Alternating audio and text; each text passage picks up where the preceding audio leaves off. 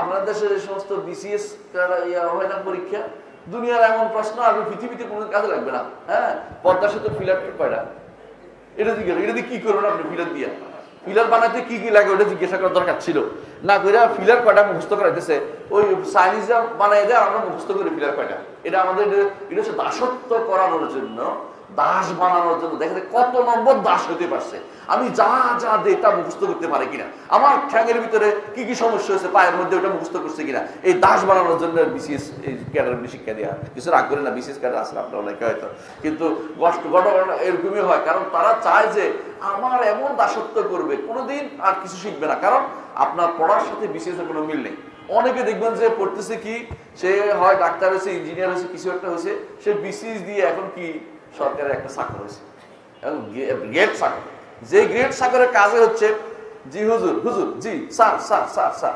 আমি একদিন 10 মিনিটে 50 বার বলছি একজনের স্যার। তো সে বলতেছে আমি তো একটু কমে বলি, আমার যিনি বস আছে তিনি 100 বার বলেন। তাহলে আল্লাহ তার বসে কতবার বলে এখন খুঁজতে হইব। এবং যদি কোনো স্যার না বলে আবার শিখিয়ে দেয়, আপনার মুখ থেকে স্যার বের হয় না কেন? বুঝলেন তো? আপনি কেমন হলেন প্রজাতন্ত্রের কর্মচারী, হ্যাঁ চাকর, কিন্তু আপনার মুখ থেকে স্যার বের হচ্ছে না। মানে স্যার শুনতে খুব ভালো লাগে, বুঝলেন না কথাটা? মানে এই জাতীয় কর্মকাণ্ড যারা করে ওদের বেশিরভাগই অহংকারী, এবং এদের চায় যে এদের অধীন যারা আছে এরা সব চাকর চেয়ে খারাপ, কিচ্ছু না, মানুষও না, মানুষের চেয়ে খারাপ। এই জাতীয় লোক তৈরি করতে চায়, বুঝলেন না?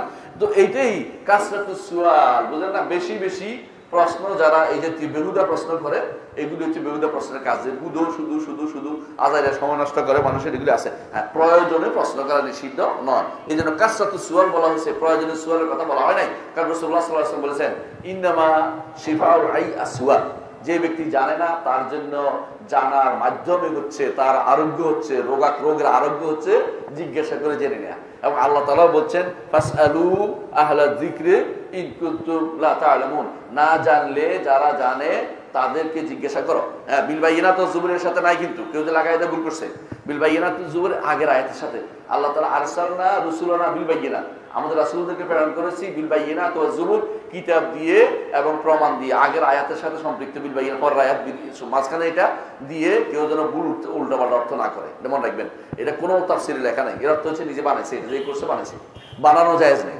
তো মনে রাখবেন যে যেটা বললাম যে কাসরাতুস সুয়াল, বেশি প্রশ্ন করাটা আল্লাহ তাআলা অপছন্দ করেন। অপছন্দ করেন তো? অপছন্দ করাটা আল্লাহ একটা কি গুণ।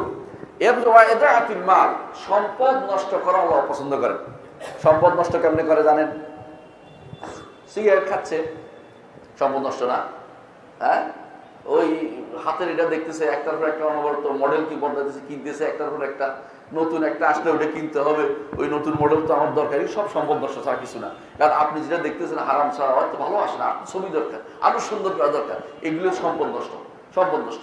অনেক কিছু বিল্ডিং আপনার দরকার, একটা মানুষ কয় জায়গায় শোয়, 3-4 জায়গায় শোয় না, তার একটা বিশাল এমন একটা ইয়া দরকার, এত বড় একটা ইয়া দরকার, এটার মধ্যে বললে সম্পদ নষ্ট ছাড়া কিছু না। বুঝে আসছে? সম্পদ নষ্টের মধ্যে আরো আছে, রাসূলুল্লাহ সাল্লাল্লাহু আলাইহি ওয়াসাল্লাম বলেছেন যে 3টি বিছানা হতে পারে, একটা হলো নিজের, একটা পরিবার, আর একটা কি মেহমানের। আর আপনার বিছানা নয়, আপনার বিল্ডিং আছে 3-4টা, এগুলো সম্পদ নষ্ট ছাড়া কিছু না। আল্লাহর জন্য যেগুলি হয় না এগুলো সম্পদ নষ্ট। মনে রাখবেন, আল্লাহর জন্য যা হয় কোনো সম্পদ নষ্ট না, যাই দিতে পারেন সম্পদ নষ্ট না। আবু বকর রাদিয়াল্লাহু আনহু সব নিয়ে এসেছে, এটা কি নষ্টর ভিতরে না, এটা সবের ভিতরে। বুঝে আসছে কথাটা? আর যদি কোনো একটা টাকা আপনি অন্যায়ভাবে ব্যয় করেন, সম্পদ নষ্টের ভিতরে পড়বে। আল্লাহ তাআলা এটা অপছন্দ করেন। অপছন্দ করে আল্লাহর এটা কি গুণ, এটাকে বলা হয় সিফাত ফেলিয়া, কর্মগত গুণ। এটা সাব্যস্ত করতে হবে। আহলুস সুন্নাত ওয়াল জামাত, সালাফে সালেহিন, সালাফিরা সাব্যস্ত করে আল্লাহর জন্য এই গুণটি সাব্যস্ত করে, কোনো রকমের বিকৃতি ছাড়া, কোনো রকমের তাতিল ছাড়া, অর্থশূন্য করা ছাড়া, ধরন নির্ধারণ ছাড়া, উপমা দেয়া ছাড়া সাব্যস্ত করে। 4টা জিনিস সবসময় বলে থাকি, মনে রাখবেন। একটা কি? বিকৃতি ছাড়া, কোন রকমের অর্থশূন্য করা ছাড়া, কোন রকমের ধরন নির্ধারণ ছাড়া, কোন উপমা পেশ করা ছাড়া।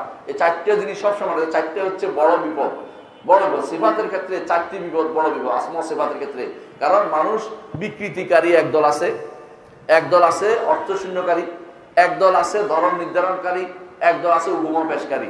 এই উভয় গোষ্ঠী মুআত্তালা এবং মুআত্তালা দুটার বাইরে আমরা আহলুস সুন্নাত ওয়াল জামাত মিন বাইনি ফারসিন ওয়া দামিন লাবানান খালিসা, মিন বাইনি দাম ওয়াজামিন ওয়া ফারসি লাবানান খালিসা, রক্ত এবং গোবরের মাঝখানে ফ্রেশ দুধ আমরা পান করি। অর্থাৎ আমরা মধ্যমপন্থী, আমরা মুআত্তিলা না মুমাসসিলা নয়। আমরা সাব্যস্ত করি আল্লাহর জন্য এগুলিকে, আল্লাহ যেভাবে বলছেন সেভাবে। আমরা এগুলিকে ধর্ম নির্ধারণ করি না, কোনো উপমা পেশ করি না। উপমা পেশ করলে সেটা কি হবে? সেটাই তখন নিষিদ্ধ জিনিস হবে, নিষিদ্ধ। লাইসা কামিসলিহি শাই ওয়া হুয়াস সামিউল বাসীর। উপমা পেশ করলে লাইসা কামিসলিহি শাইয়ের ভিতরে পড়বে। আর যদি অর্থ শূন্য করি লাইসা কাম ওয়া হুয়াস সামিউল বাসীর বিরোধী হবে। এই জন্য একই আয়াতের ভিতরে আল্লাহ তাআলা দুইটা করেছেন, একদিকে সাব্যস্ত করেছেন, একদিকে ধর্ম নির্ধারণ করতে নিষেধ করে দিয়েছেন, উপমা করতে নিষেধ করে দিয়েছেন। তাহলে আমরা দেখতে পাচ্ছি যে আল্লাহর জন্য এটা সাব্যস্ত করতে হবে কি আল্লাহ পছন্দ করেন। বেদাতিরা কি এটা বলে? না না না। তো কি আল্লাহ তাআলা অপছন্দ করার অর্থ হচ্ছে তার রহমত থেকে দূরে সরিয়ে দেয়, দূরে সরিয়ে দেয়। আরে না, দূরে সরিয়ে দেয়া এটা কোনো কি নয়, কোনো এটা অপছন্দ করার সাথে সম্পৃক্ত না। কারণ সব অপছন্দ করলেই দূরে সরিয়ে দেন না। ছেলের কোনো কাণ্ড অপছন্দ করেছে, আপনি তাকে দূরে সরিয়ে দেন, রাখেন কি? তাদের দমক কামতে সোজা করেন। বুঝে আসছে কথাটা? আল্লাহ তাআলা কখনো কোনো বান্দার কোনো কর্ম পছন্দ করেন না, কিন্তু বান্দাকে সুযোগ দেন যে বান্দা তওবা করে আবার ভালো হয়ে যাবে, আবার ভালো হয়ে যাবে। আল্লাহ তাআলা অপছন্দ করেন, এটা সাব্যস্ত করতে হবে। তো ওরা যেটা বলে এইটা কেন আমরা সব সময় যে কোনো সিফাত যখন এরা অস্বীকার করে তো কমপক্ষে তিনটি জবাব আপনার রেডি থাকবে। কয়টা? তিনটা জবাব। সিফাত যা অস্বীকার করে, আল্লাহ কোনো গুণ অস্বীকার করছে, তিনটা জবাব রেডি করবেন। তিনটা যখন আল্লাহ সিফাতের কোনো অপব্যাখ্যা করে তারা তিনটা জবাব রেডি করবেন। এক নম্বর হচ্ছে বলবেন যে তোমার এই বক্তব্যটি তুমি যে এখন বলতেছো দূরে সরিয়ে দেওয়ার অর্থ, অপছন্দ করা তুমি বলতে রাজি নয়, দূরে সরিয়ে দেওয়ার অর্থ বলতেছ। অপছন্দ করা দূরে সরিয়ে পার্থক্য কি বলেন তো? কে বলতে পারবেন? অপছন্দ ব্যক্তির একান্ত গুণ সিফাত, সিফাত লাজেমা। দূরে সরিয়ে দেয়া এটা হচ্ছে মুতাআদ্দিয়া। এজন্য ওইটা তারা সাব্যস্ত করে, যেমন খালাকাল্লাহুল খালকা, আল্লাহ সৃষ্টিকে আমাদেরকে সৃষ্টি করেছেন, খালাকাল্লাহুল ইনসান, এটা তারা সাব্যস্ত করে। কিন্তু আল্লাহ ইস্তাওয়াল আরশের উপর উঠেছে এটা সাব্যস্ত করে না, কারণ এটা নিজের জন্য করছেন। ওই জন্য তারা বলে যে দূরে সরিয়ে দেন, কিন্তু নিজে অপছন্দ করে না বলতে তিনি রাজি না। কারণ অপছন্দ করলে কি হয়? আপনার কোনো কিছু অপছন্দ করলে কি করেন? মুখ বাঁকা চলে আসেন, আল্লাহ কি মুখ বাঁকা করবে নাকি? আর এটা তোমারটা মুখ বাঁকা, আল্লাহটা তুমি এটা ধর্ম নির্ধারণ করতেছে। আমরা ধর্ম নির্ধারণ করি না, আল্লাহ যেটা যেরকম তিনি সত্তা যেরকম তার গুণও সেরকম। তিনি কিভাবে করেন তো আমরা জানি না, যেহেতু বলেন নাই, কিন্তু তিনি অপছন্দ করেন, তিনি বলেছেন, এটা আমরা সাব্যস্ত অবশ্যই করব। তো আমরা যখন যে কোনো গুণের ক্ষেত্রে মনে রাখবেন, তারা যখনই কোনো তাবিল নিয়ে আসবেন তিনটা জবাব থাকবে। এক নম্বর হচ্ছে এইটা প্রকাশ্য অর্থ বিরোধী, এটা প্রকাশ্য নসের প্রকাশ্য অর্থ বিরোধী। দুই নম্বর হচ্ছে যে সলফে সালেহীন এই ব্যাখ্যা করেন নাই, তুমি এই ব্যাখ্যা ইচ্ছা করে দাঁড় করেছ। তিন নম্বর বলবেন যে তোমার এই ব্যাখ্যার পক্ষে কোনো সুস্থ দলিল নাই, তোমার এই ব্যাখ্যার পক্ষে কোনো শুদ্ধ দলিল নেই। 4 নম্বর বলবেন যে তোমার এই পদ্ধতিটা গায়রুল মাগদুবি আলাইহিম এবং দালিনের পদ্ধতি, অর্থাৎ ইহুদি নাসারাদের পদ্ধতি। তারা তাদের কোরআনকে, তাদের কিতাবকে, তাদের জাবুর তাওরাত এগুলো কোরআনের পড়তে, তো কোরআন হিসেবে বলছি, তাদের কিতাবকে তারা কি করছে? বিকৃতি করছে, নাম বদলাইছে, অর্থ ভিন্ন করছে। রাসূলুল্লাহ সাল্লাল্লাহু আলাইহি ওয়াসাল্লামের গুণগুলোকে করে না উনি না কি করছে? এটা বিকৃতি করছে, তাবিল করছে। তো তোমাদের এই পদ্ধতিটা কাদের পদ্ধতি হয়েছে? ইহুদি নাসারাদের পদ্ধতি। মুখে তো মাশাআল্লাহ ইহুদি নাসারাদের গালিগালাজ শেষ করে দিচ্ছ, কিন্তু কামের দিক থেকে ইহুদি নাসারাদের কাজটাই তোমরা গ্রহণ করে নিয়েছ। বুঝে আসছে?